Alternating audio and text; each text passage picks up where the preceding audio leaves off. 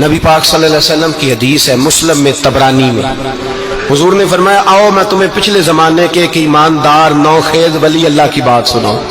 پچھلے زمانے حضور نے فرمایا پچھلے زمانے میں ایک بادشاہ جادو کے زور پہ حکومت کرتا تھا۔ جب وہ ایک جادوگر اس نے رکھا ہوا تھا تو جادوگر اس کو جادو بتاتا، وہ جادو کے زور پر حکومت کرتا۔ جادوگر بوڑھا ہو گیا تو کہنے لگا بادشاہ کوئی نوجوان میرے پاس بھیج دے، اب میں بوڑھا ہو گیا ہوں، میرا پتہ کوئی نہیں کب مر جاؤں۔ ایک نوجوان کی ڈیوٹی لگائی، بڑا زیرک سمجھدار، اپنے رعایا میں سے چن کے جو ذہین فطرت مزاج بچہ تھا وہ اس نے لگایا۔ اللہ کے محبوب علیہ الصلوۃ والسلام فرماتے ہیں بچہ جادو سیکھنے لگا، وقت گزرنے لگا۔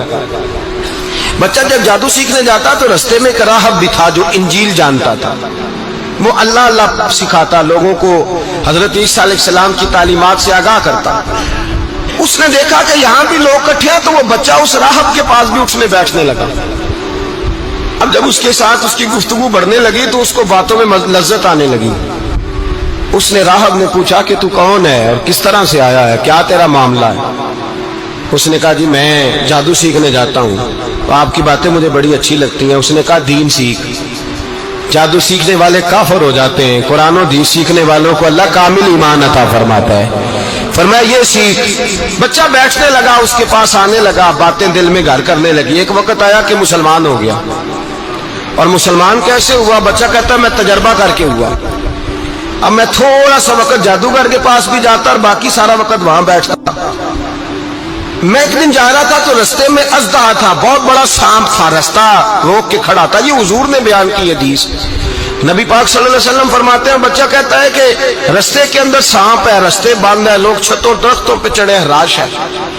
کہتے چھوٹا سا روڑا میں نے اٹھایا تو میں نے کہا اللہ اگر جادوگر سچا ہے تو اسے مار دے۔ چھوٹا سا روڑا میں نے پھینکا، اژدہا کوئی نہ مرا۔ پھر چھوٹا روڑا اٹھایا، میں نے کہا اللہ اگر وہ عالم سچا ہے تو اسے مار دے۔ اب جب میں نے روڑا مارا تو اژدہا مر گیا۔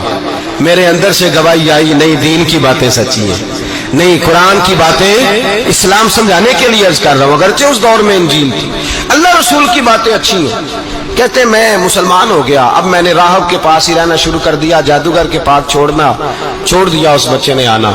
بادشاہ پوچھتا کہاں زیادہ وقت گزارتے ہو تو وہ بات گول کر دیتا، وقت تیزی سے بڑھنے لگا۔ اللہ نے اس نوجوان میں طاقت پیدا کر دی، اب وہ اس کے اندر نا اللہ نے توانائی روحانیت پیدا کر دی، ابھی جوان ہے، 14-15 سال عمر ہے۔ اللہ نے اب جو بیمار بھی آتا وہ دعا کرتا تو اللہ صحت عطا کر دیتا، جو بھی آتا۔ بادشاہ کا ایک درباری تھا، بادشاہ کو پنکھا جلتا تھا، وہ اندھا ہو گیا، کوئی ایسی تکلیف آئی کہ نابینا ہو گیا، بڑے علاج کرائے شفا نہیں ہوئی۔ کسی نے اس بچے کا پتہ بتایا کانوں میں، اس کے پاس گیا تو بچہ کہنے لگا شفا تو ہو جائے گی پر کلمہ پڑھنا پڑے گا، مسلمان ہونا پڑے گا، جس پیغمبر کا میں غلام ہوں تجھے بھی بننا پڑے گا، دین پہ عمل کرنا پڑے گا، اللہ شفا دیتا ہے۔ اس نے کہا تو مجھے کلمہ پڑھا، مجھے شفا دے، میں تیار ہوں۔ اس نے کہا شفا تو اللہ دیتا ہے۔ اس نے اللہ تبارک و تعالیٰ کا ذکر کر کے دعا مانگی، یہ مسلم شریف میں حدیث ہے، طبرانی میں موجود ہے۔ اللہ نے اسے شفا دی، اس نے کلمہ پڑھنا شروع کر دیا۔ یہاں ایک نقطہ لکھا ہے ہمارے علماء نے، کہتے ہیں جب اللہ ولایت عطا کرتا ہے نا تو یہ سفید بالوں والے کا حصہ نہیں ہوتی۔ اگر جوانی میں کوئی آدمی توبہ کر کے تصوف کے راستے پہ چلتا ہے تو سب سے زیادہ ولایت اللہ اسے عطا فرماتا ہے، سب سے زیادہ ولایت اس کے پاس ہوتی ہے۔ ابھی اس کے بال کالے ہیں، چڑھتی جوانی ہے، دعا کی تو اللہ نے، اور حدیث پاک میں موجود ہے کوڑے آتے تو شفا یاب ہو جاتے، اندھے آتے تو شفا یاب، برس والے آتے تو اللہ سے دے۔ جوان ہے، بادشاہ کے پاس وہ واپس گیا، وہ جو آدمی جس کی آنکھیں ٹھیک ہوئی تھی۔ بادشاہ نے پوچھا کہ کیسے شفا ملی؟ تو کہنے لگا میرے رب نے شفا دی ہے۔ بادشاہ سجدے کراتا تھا، اپنے آپ کو منواتا تھا معاذ اللہ، کہنے لگا میرے علاوہ کون رب ہے؟ اس نے کہا وہی رب ہے جس نے تجھے پیدا کیا ہے، اور وہی رب ہے جس نے مجھ اندھے کو آنکھیں دی ہیں، وہی ہے میرا مالک۔ کہا اچھا تو مجھے نہیں مانتا؟ کہا نہیں میں اپنے رب کو مانتا ہوں۔ بادشاہ نے اسے سزا دی، ستایا، اس نے بچے کا پتہ بتایا، پھر بچے کو بلا کے ستایا تو اس راہب کا پتہ بتایا، راہب بھی قتل ہو گیا، نابینا بھی قتل ہو گیا۔ بادشاہ نے کہا سپاہیوں سے اس بچے کو لے جاؤ اور پہاڑ کی چوٹی پہ جا کے نیچے پھینکو تاکہ مر جائے۔